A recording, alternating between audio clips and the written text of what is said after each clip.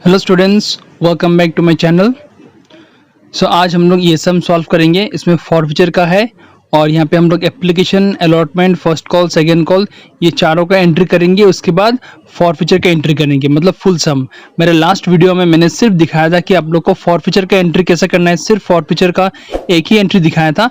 तो इस सम में हम लोग पूरा सॉल्यूशन करेंगे application, allotment, first call, second call का, और उसके बाद हम लोग करेंगे फॉरफीचर का एंट्री।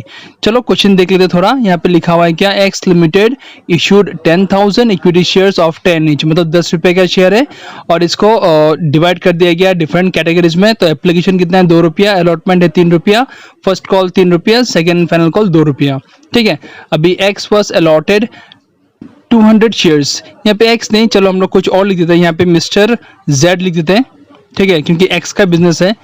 तो Z, mister Z was allotted 200 shares but he failed to pay allotment money and on his subsequent failure to pay first call his shares were forfeited.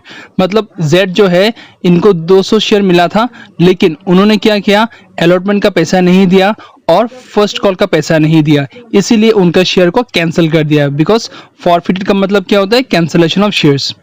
अब इसका हम लोग को जर्नल एंट्री करना है। ठीक है, तो अभी मैं आप लोग को दिखाऊंगा जर्नल एंट्री करता कैसे है। तो आप लोग बनाओ फॉर्मेट।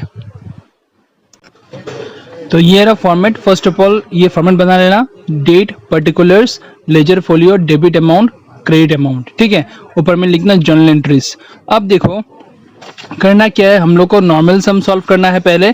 फर्स्ट ऑफ ऑल देखो कितना शेयर इशू किया, that is important. How many shares were issued, 10,000 shares were issued. याद रखना यहाँ पे इक्विटी शेयर का नाम लिखा है, तो इक्विटी शेयर यूज करना। अब ये 10 रुपए का शेयर था, इसको जो डिवाइड कर दिया गया, एप्लीकेशन कितना का है, 2 रुपए का है। तो हम लोग जब एप्लीकेशन के एंट्री करेंगे, सो 10,000 इंटू 2 करना है। ठीक है, तो वही मैंने यहाँ पे किया। देखो पहला तो एंट्री होता है रिसीविंग एंट्री एप्लीकेशन, तो bank account debit to equity share application लिखना। Don't forget to write this word equity share, क्योंकि क्वेश्चन में भी इक्विटी शेयर दिया हुआ है। ठीक है, तो bank account debit to equity share application account, ये होगा पहला entry, receiving entry, being share application money received. अब देखो 10,000 शेयर था इंटू 2 एप्लीकेशन का रेट, तो इंटू करने से कितना आएगा, 20,000। क्लियर, ये रिसीविंग हो गया। अभी हम लोग ट्रांसफर एंट्री करेंगे कि जहां पे शेयर एप्लीकेशन का पैसा ट्रांसफर किया जाता है शेयर कैपिटल में।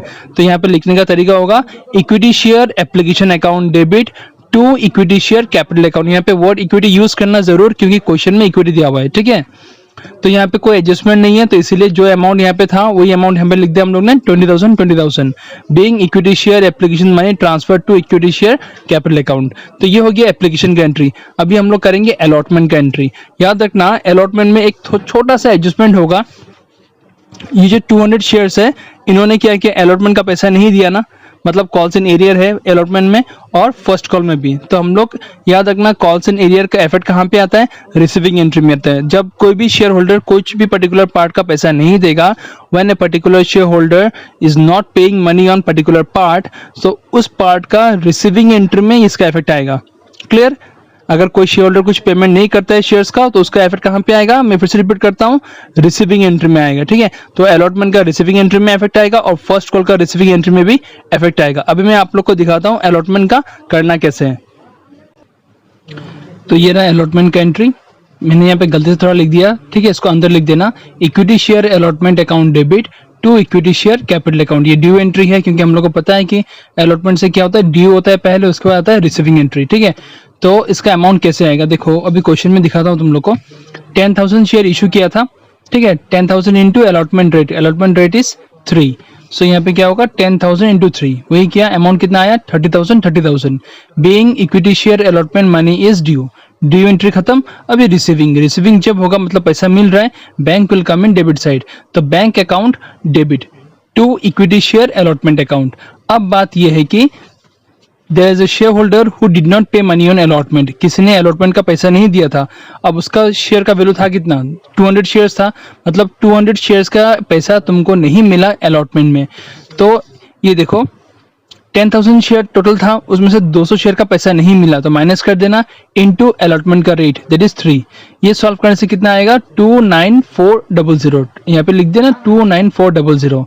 ठीक है, ये समझ में आ गया ना, माइनस क्यों किया, क्योंकि 200 शेयर्स ने अलॉटमेंट का पैसा नहीं दिया था। ओके, ये हो गया अलॉटमेंट का एंट्री खत्म। Due entry, receiving entry, being equity share allotment money received except 200 shares.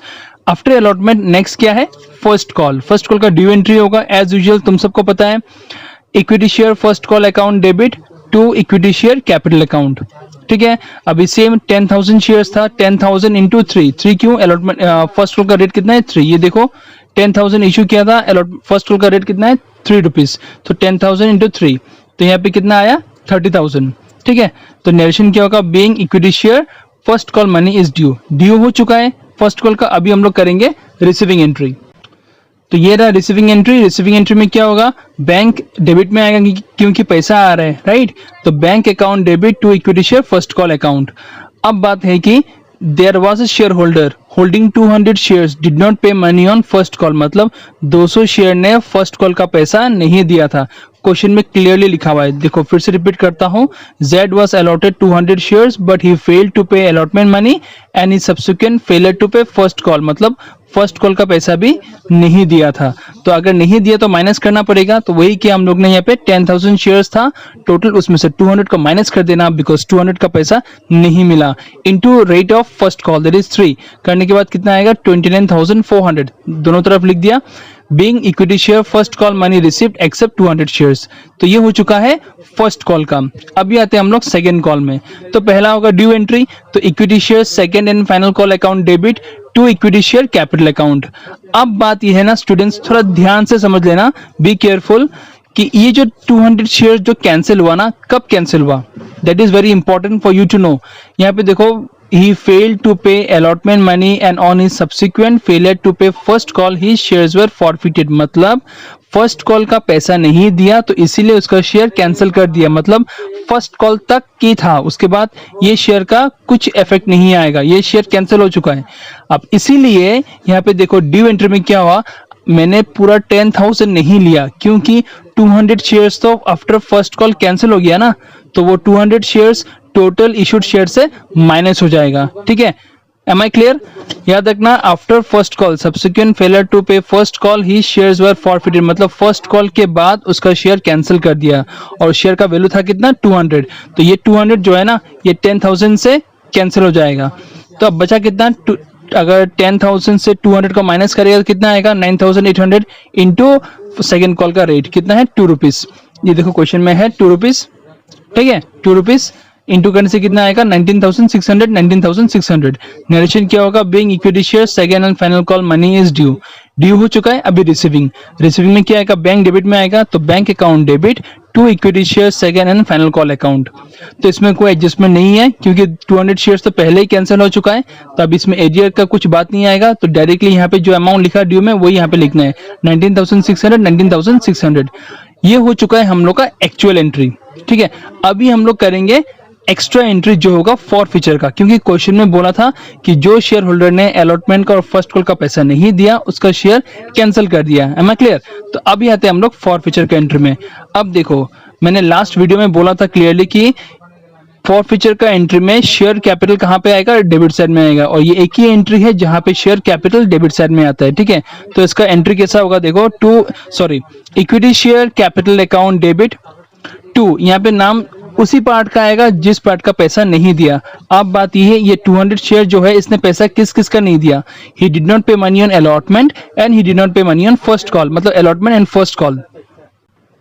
तो अब याद रखना, जिसका पेमेंट नहीं किया उसी का नाम यहाँ पे आएगा, तो इसलिए मैंने यहाँ पे क्या लिखा, to equity share allotment account और फिर to equity share first call account. ठीक है, यहाँ पे सेकेंड कॉल का नाम नहीं आएगा क्योंकि जो पैसा नहीं दिया वो अलॉटमेंट का था और फर्स्ट कॉल का था, तो जिस पर्टिकुलर पार्ट का पैसा पेमेंट नहीं करता है शेयर्स, उसी पर्टिकुलर पार्ट का नाम यहाँ पे आता है। ठीक है, तो equity share capital account debit to equity share allotment to equity share first call, और जो बैलेंस अमाउंट आएगा वो आएगा टू फॉरफिटेड शेयर्स अकाउंट। ठीक है, अब यहाँ पे हम लोग अमाउंट डालेंगे।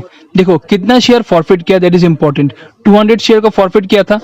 ठीक है, ये 200 शेयर को फॉरफिट किया था, तो 200 इंटू 8, देखो total value of share was 10 था ना, लेकिन उसमें से सेकंड कॉल हटा दो क्योंकि सेकंड कॉल का पहले ही कैंसिल हो गया था, तो सेकंड कॉल 2 रुपया था, उसको हटा दो, 2 रुपीज हटाने से कितना आएगा 8, सो 200 इंटू 8 1600।